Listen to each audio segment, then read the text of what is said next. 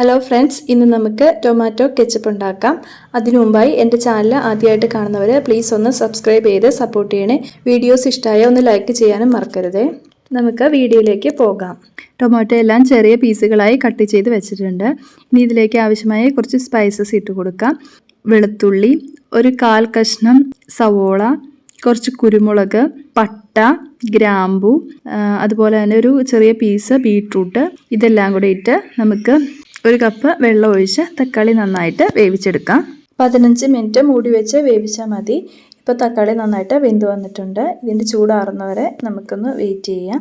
ചൂടാറി കഴിയുമ്പം ഇതിൻ്റെ അകത്തുനിന്ന് ഇതിലെ സ്പൈസസൊക്കെ ഒന്ന് എടുത്തു മാറ്റാം. ഗ്രാമ്പു പട്ട എടുത്ത് മാറ്റിയാൽ മതി, കുരുമുളക് മാറ്റണമെന്നില്ല. അത് രണ്ടുമൊന്ന് നിർബന്ധമായിട്ട് എടുത്ത് മാറ്റണം. ഇനി നമുക്കിതൊരു മിക്സി ജാറിലേക്ക് ഇട്ട് കൊടുക്കാം. ഇനി നല്ല പേസ്റ്റായിട്ട് അരച്ചെടുക്കാം. ഞാനിവിടെ അരച്ചെടുത്ത് കൊണ്ടുവന്നിട്ടുണ്ട്. ഇനി ഇത് നമുക്കൊരു അരിപ്പയിലൂടെ അരിച്ച് ഏത് പാത്രത്തിൽ ഉണ്ടാക്കണമെന്ന് വെച്ചാൽ അതിലേക്ക് ഒഴിച്ചു കൊടുക്കാം. ഞാനിപ്പം മുഴുവനായിട്ട് അരിച്ചെടുത്തിട്ടുണ്ട്.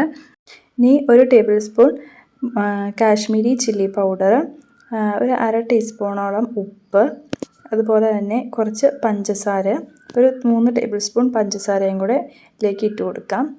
ഇനി സ്റ്റൗ ഓണാക്കി ഒരു 20 മിനിറ്റോളം നമുക്കിതൊന്ന് ഇളക്കി കൊടുക്കാം. ഇത് ഇളക്കി ഒന്ന് നന്നായിട്ട് കുറുകി വരണം. ഇപ്പോൾ ഞാനൊരു 20 മിനിറ്റോളം ഇളക്കിയതാണ് ഇത്. ഇനി ഇതിലേക്ക് ഒരു 4 ടേബിൾ സ്പൂൺ വിനാഗിരിയും കൂടെ നമുക്ക് ഒഴിച്ചു കൊടുക്കാം. വിനാഗിരിയും കൂടി ഒഴിച്ച് ഒരു 10 മിനിറ്റും കൂടെ ഒന്ന് ഇളക്കി നന്നായിട്ട് കുറുക്കിയെടുക്കാം. ഇപ്പം ഇളക്കി ഒരു 10 മിനിറ്റ് ആയിട്ടുണ്ട്. ഇപ്പം സോസ് റെഡി ആയിട്ടുണ്ട്.